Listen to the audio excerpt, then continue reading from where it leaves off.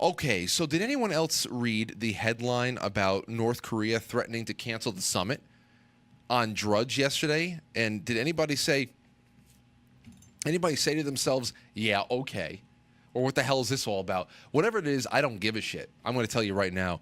Here's from Daily Mail, just a little bit of something. North Korea threatens to cancel nuclear summit with Trump because it believes, quote, provocative military ruckus, end quote, of joint U.S.-South Korea drills are rehearsal for invasion.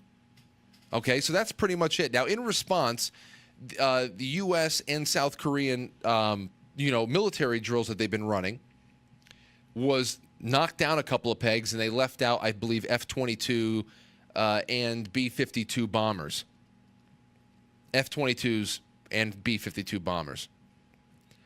But, I'm listening to this, and of course, so North Korea, I'm thinking to myself, they felt the knees buckling of some of their closest allies. They were trading actual nuclear threats with us a couple of months ago. They had the new U.S. Navy parked outside of their front door, ready to strike. And then the UN was in agreement against them, even though fuck the UN, who even gives a shit.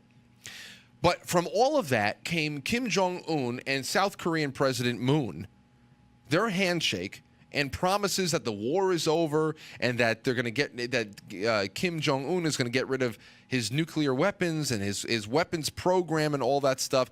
He's let go of prisoners, started disassembling testing facility. But then the U.S. and South Korea engage in military exercises, and that they've been doing for years, and Kim's going to cancel?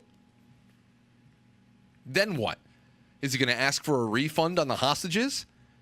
Is he going to start rebuilding the mountain that collapsed on his entire nuclear team? I don't understand this. And then you had the reports of the downgraded military exercises in response, which I think is actually, I guess it's a courtesy, but it shouldn't have been done. Shouldn't have been done. And I had to go, I thought I was going nuts, but I wasn't. Listen to this. I got this up. This is from back in March. I believe from March 9th. Yes, March 9th from Deadline.com. You can find a lot of things on this, though. Here, I'm going to go down to the second and third paragraphs. Listen to this from March 9th. National Security Advisor Chung Yul-yong, leader of South Korea's delegation to Washington, made the announcement to reporters gathered in the driveway.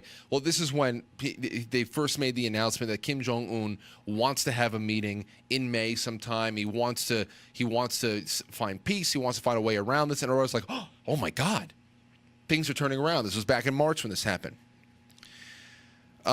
He says he made the announcement to reporters gathered in the driveway outside in the West Wing that Kim is, quote, committed to denuclearization and will halt nuclear tests. Earlier, he had hand-delivered a letter from Kim to Trump inviting him to the communist nation. Chung said that Kim, quote, understands that listen to this part. Chung said from South Korea that Kim, from North Korea, understands, this is a quote, understands that the routine joint military exercises between the Republic of Korea and the United States must continue, and he expressed his eagerness to meet President Trump as soon as possible. President Trump appreciated the greeting and said he would meet Kim Jong-un by May to achieve permanent denuclearization. So back in March, we have the South Korean delegation saying that Kim Jong-un knows that while this process of peace talks and denuclearization continues, he understands that South Korea and the U.S. are going to continue doing joint military exercises. And then there's this little we may cancel because they're having a joint military exercise. Fuck that shit. So they granted him a courtesy of downgrading the kind of planes that were used in the exercise. But for Christ's sake, if anybody even gives a shit about this, it's ridiculous. But the comments, that's another thing here. The comment sections in some of these articles talking about Kim's latest response, the thoughts about the military exercises and how he thinks it's not good and needs to stop and he might cancel the summit. The comments are full of people trying to hide their boners trying to hide their glee, their excitement, by pretending to be upset that the president has endangered a resolution that has already never gotten this far in the history of the world.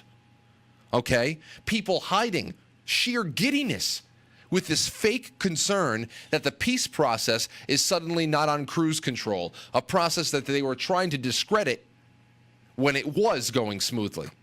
Okay? So they're trying to discredit it when it is going smoothly. Now they're showing concern that it isn't going smoothly because of this little hiccup. I just don't give a shit anymore. I don't care. I don't care. Moving on to another thing.